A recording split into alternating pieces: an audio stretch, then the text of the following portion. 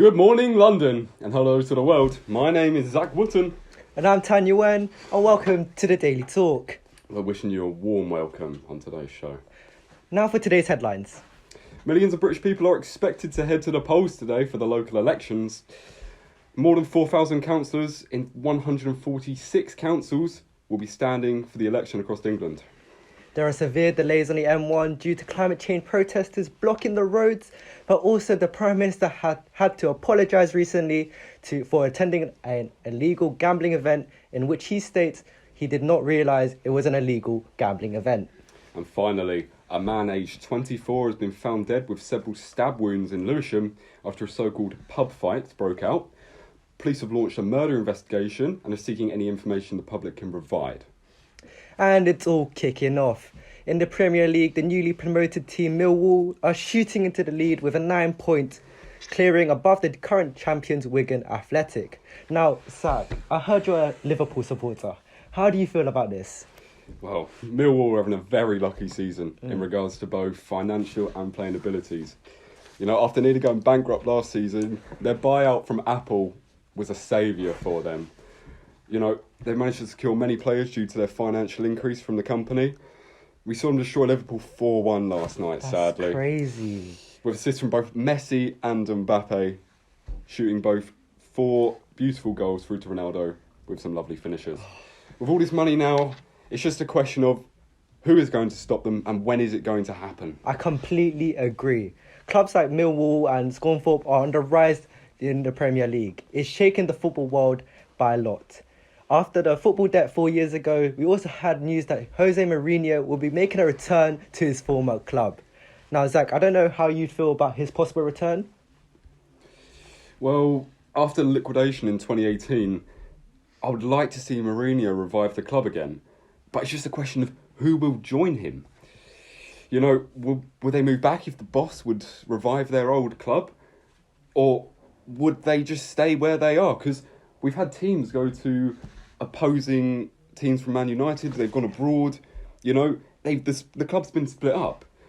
Barney Brown, our sports correspondent, spoke to Wayne Rooney earlier, where he said, I'm not sure if I'll return to Manchester United. I think Bristol Rovers is my home now. So that's interesting. There'll be more from that soon. But Tan, what do you think? I'm not really sure about him making a return to, Bristol Rovers? Yeah. Yeah, because his old former club, he's getting quite old now. So I'm not really sure if he's going to be able to play. What do you think, Zach? Well, Rooney's getting pretty old now. He's in his 40s. I think it's time for him to get a manager position at a club instead of continue playing. But on to today's topic. For today's topic, we are discussing obesity. It has been on a steady increase since the early few decades, and the development of food nutrition, especially in the education for young children, is still a pressing concern. To talk to us through the subject today, we've got dietitian and lifestyle expert Ed Goodham in the studio. Good Welcome. morning, Ed. Good morning. Good morning to all the watchers out there. My name is Ed Gilhan. I'm a nutritionist who specialises in helping obese people transform their lives and become healthier. First, we want to thank you for coming into our studio. Now, can you tell us how you initially got involved with food and nutrition? Yeah, well, when I was 14, I went to my local GP and it checked out that I was having a lot of heart problems and I was struggling with my mental health. I was always overweight from an early age, but I never thought this was a problem. That was until the doctors diagnosed me with obesity and anxiety. Yeah, it must have been horrible hearing that at such a young age. It was. I was told if I carried on eating the way it was, it could result in major heart problems and potentially even death. And that was when I decided to change my life for the better. And Sam, when you say change your life for the better, how do you think you did that? Well, initially, I thought that by exercising as much as I could and burning loads of calories was the best option to lose weight. But scales just weren't going down, and I was feeling so overexhausted and just fed up, really. And I know so many people that try to lose weight and they just end up feeling drained and ultimately giving up. So, Ed, what is it that really transformed your life? Well, it wasn't until I started learning about nutrition and how feeding your body the correct amounts of foods was the key to a healthier body and lifestyle. Instead of exercising and binging on all the wrong foods, I began eating all the right foods and still allowing myself to eat carbs and fat, but in moderation.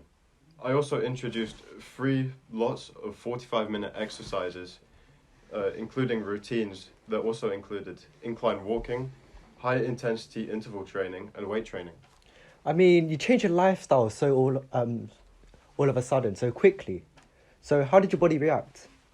Well, the new balanced diet and introduction to exercise allowed me to lose early as 1 stone in a month. I also felt amazing in myself. My anxiety was a lot better, and I just felt generally happier and healthier. Well, I mean, 1 stone is really amazing.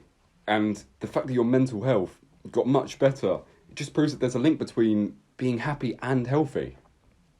Yes, well, I remember hearing a statistic that 8 out of 10 obese people who have been diagnosed with the disorder have also been diagnosed as mental health issues as well. Well, yes, that is true, and that is why after losing 9 stone and 211 pounds after 7 months, I wasn't happy in my job and I decided to go back to university to get a master's degree in nutrition and diet. And after that, I also wrote my first mental health and well-being book as well. Ed Gilham, How I Transformed My Life. It's worth noting that the book has won several awards and it's up for Best Health Book of the Year, is that right? Yes, I'm very proud of it. As well as after the book's success, I began to open workshops and create videos to help others who were in the same position I was in.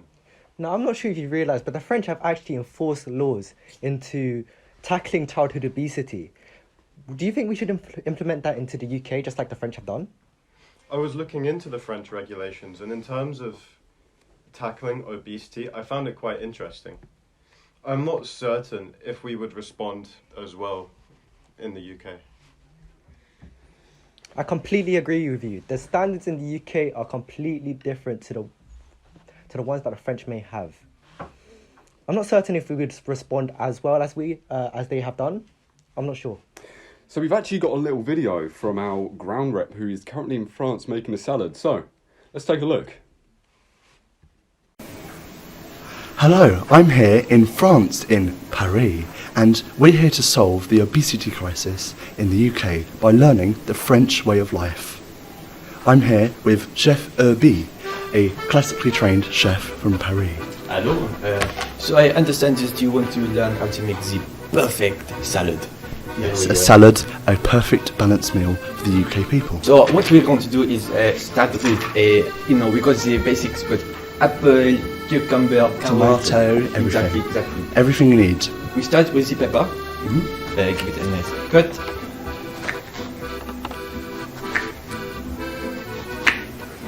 And make it nice small pieces. Now, where did you learn to cut like this? Well, I've been cooking all my life. And you were trained here in Paris. Well, I actually started in Italy and then moved over to Paris to learn, more specialist skills. So now I've got all the peppers and I'm going to put them in the bowl. Ooh, And yes, then we peppers. move on to the cucumber. Now there are 2 ways that you can prepare cucumber. We'll move this to a before.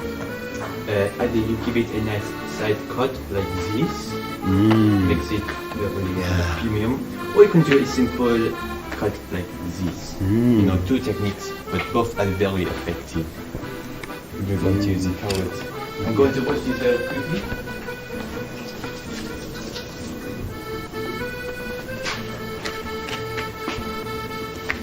Now, you talked about a bit of vitamin E and D in the carrots. Oui. So you've got a lemon and an apple here. So these are fruits. People in the UK, they don't really put fruits into a salad like this, do they? Well, no.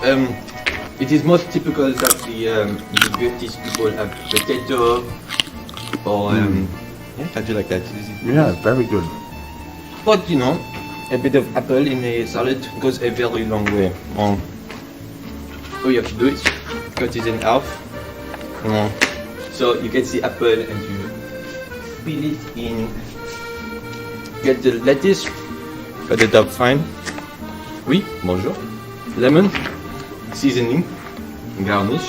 Garnish, yes. Now, a lot of people use ranch garnish. That is not appropriate for the crouton. Punch them in. Very delicious. A natural carbohydrate. And you mix it up. So what would you say is your method for tossing a salad? Just get in there, get very dirty, and put your hands straight in there. Well, you heard it right here, people. Just get your hands in there and do it. And be healthy. That lemon does add a lot to that flavour. And that crouton is the Parisian style of cooking. No. Back to you in the studio.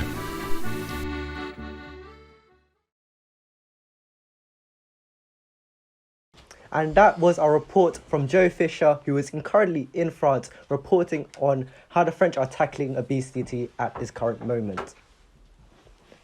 Tan, Yeah. what do you think about doing anything about this in the UK? Do you think that your dieting habits will change after Chef Herbie's incredible salad skills? I mean, I think a change in diet is a very important role in the way of going forward. But the human average weight is still on the rise. So I'm not sure how his salad skills will help us. Ed, what do you think about his salad? It's definitely a healthy alternative with an interesting twist. I definitely will be giving it a go at home.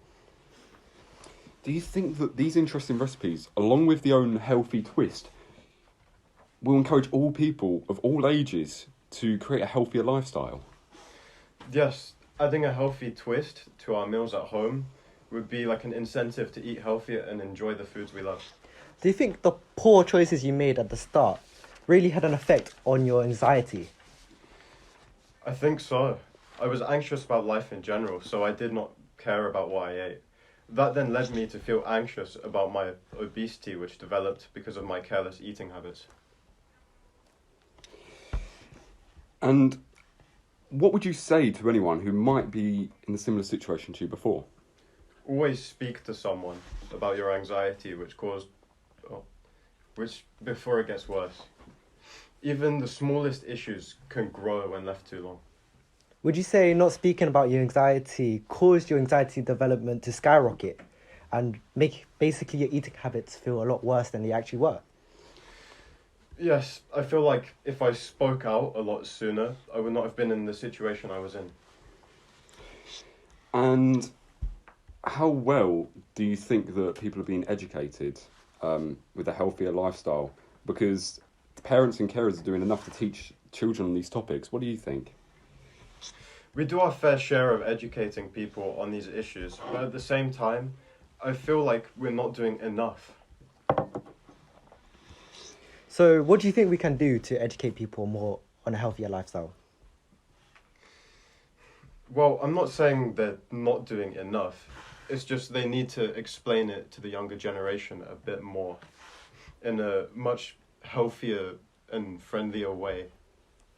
And back on the topic of parents and carers, what else do you think they could be doing to help their children out? Do you think there's any more that they could do? Potentially influence a healthier lifestyle as they grow up. Well, thank you very much, Ed. There's more on obesity in a bit, but currently we're receiving breaking news in the studio. Actor Jack Brown has collided in a motorbike accident just minutes down the road. His current condition is unknown, but reports of an air ambulance arriving on the scene to assist his casualties. Warwick Davis is currently winning by a massive landslide in his current election. Zach, how do you feel about this? Well, Warwick's Big Ideas Party has only been in existence for 2 years now, and I do think it's time for a change in leadership in this country. I think that ever since the incident with Boris Johnson and knocking out that child down on South Bank last summer, the Conservatives have really been struggling. There was an argument whether the Prime Minister should have been sacked for the incident, but he still remains in power. I wonder if Mr. Davis will help us in the fight against obesity. Well, all will be revealed next Monday morning when the polls open, and if you are unsure about whether you can vote, please do visit your government website. Yes, more about obesity. You can find out on a full recipe for Chef Herbie's recipe on our website at thedailytalk.com. @/recipes. That's all from us in the studio. Thanks a lot, and we'll see you next week. Bye bye. Bye bye.